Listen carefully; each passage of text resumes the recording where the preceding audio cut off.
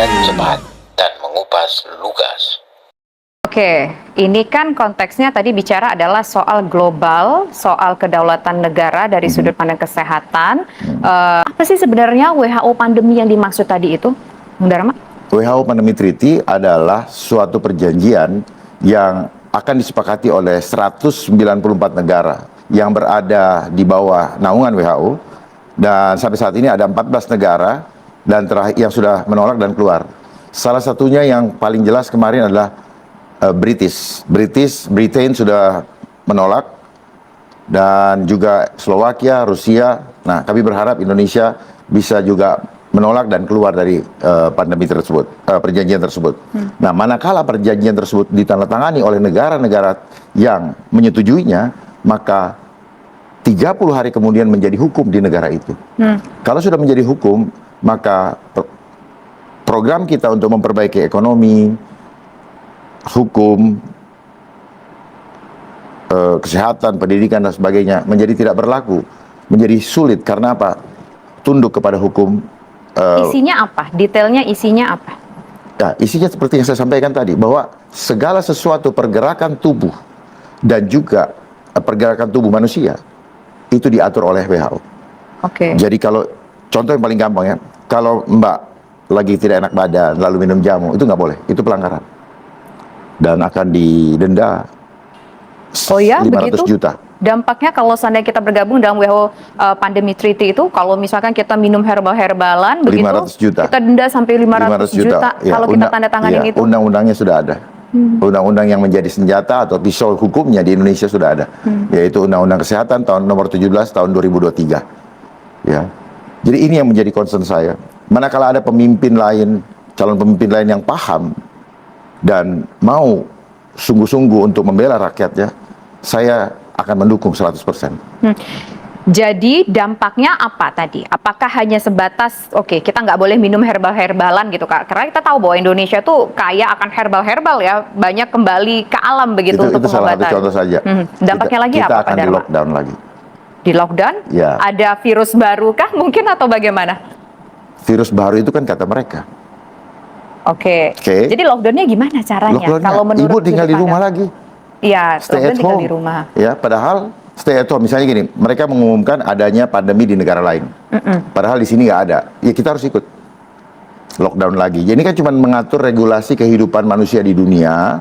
Sebenarnya ini adalah pintu masuk menuju kepada Great Reset. Great Reset.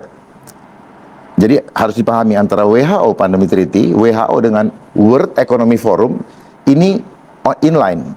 Jadi World Economic Forum itu adalah untuk sistem ekonomi global. Kalau WHO itu dia mengatur pergerakan tubuh. Jadi ini adalah program digitalisasi. Makanya kenapa kemarin COVID itu di belakangnya ada identity digital. Kenapa? Tulisannya kan COVID, di belakangnya kan ada ID, identity digital. Perhatikan kan, sejak adanya itu kemudian Zoom, terus kemudian percepatan digitalisasi kan, gitu. Oke, berarti juga Paham, akan ya? mempengaruhi kepada ekonomi dong digitalisasi. Justru dia segala macam. mau menghancurkan ekonomi. Ya, kita pikir untuk kemajuan ekonomi, tapi ekonomi kerakyatan, kehidupan tubuh rakyat menjadi rakyat tidak bisa bergerak. Tapi kalau bicara soal ekonomi, sekarang juga banyak kok, kalau kita dengar-dengar di luar digitalisasi ekonomi untuk UMKM. Ya, itu digitalisasi kan ekonomi. program yang dicanang-canangkan ke kita.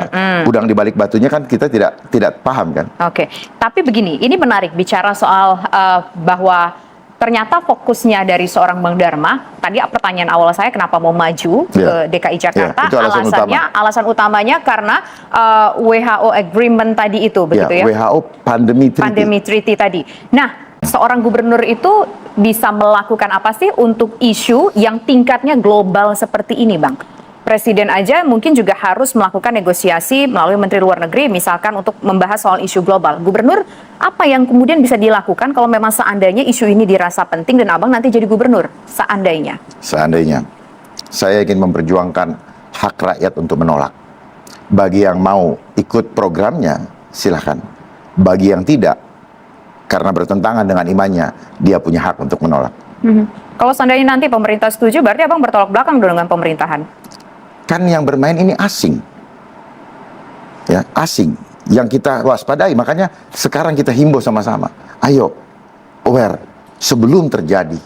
Kalau sudah terjadi, jangan sampai nanti keputusan yang diambil membuat kita menyesal sampai kepada keturunan dan hilangnya NKRI. Oke, berarti dampaknya tadi nih, coba kita bicara duduk lagi nih soal WHO Pandemi Treaty tadi. Kalau ini kejadian di Indonesia, kita masyarakat Indonesia nggak bisa lagi tuh percaya ataupun mengandalkan herbal-herbalan. Dulu, tapi waktu COVID kita ingat ada tuh istilahnya empon-empon, jahe-jahean, kunyit-kunyitan, segala macam direbus-rebus, diminum katanya mampu untuk meningkatkan imun tubuh. Ya. Berarti kan masih sejalan dong, linear dong Bang. Kan tadi saya udah bilang, kalau kemarin kan belum ada undang-undangnya. Oke, jadi ini bakal dilarang. Sekarang sudah ada undang-undangnya, Undang-Undang Nomor 17 Tahun 2023 yang sudah ditandatangani tanggal 8 Agustus, tercantum dalam pasal 446. Oke. Ya, pidana denda 500 juta per orang. Oke, nah kalau bicara soal menjadi gubernur DKI Jakarta kan tentu helikopter view ya, melihat semua permasalahan DKI Jakarta, nggak cuma satu aspek doang. Mungkin itu prioritas Abang soal WHO Pandemi Treaty tadi. Kalau itu terjadi, yang lain hilang. Yang lain hilang? Ya, yang lain hilang. Yang lain hilang itu apa? Kalau Abang lihat masalah Jakarta kalau begitu. Sekarang kalau sudah Ibu di lockdown, apa yang mau dilakukan? Apa gunanya kita punya materi semua program-program tadi kalau kedaulatan people sudah tidak ada? Ya, katakanlah dalam pekerjaan UMR mau dinaikkan. Apa gunanya kalau sudah banyak yang di PHK? Bicara program, hanya bicara retorika saja akhirnya. Yang merasakan siapa? Jadi kita harus tentukan skala prioritas di dalam bertindak, sehingga jangan kita bisnis as usual. Kita harus pasti tahu dulu apa yang akan terjadi ke depan. Nah, ini penting yang namanya analisa intelijen. Ya, banyak orang melakukan programnya apa? Program yang disodorkan dari asing. Itulah yang dibicarakan selama ini, kan gitu. Jadi buatlah program yang sungguh-sungguh berpikir dari hati untuk menyelamatkan rakyatnya yang selama ini teriak-teriak. Ya, makanya selama ini banyak demo kan. Ya karena apa? Semua hanya slogan janji-janji pada awal saja. Setelah itu semua tutup telinga.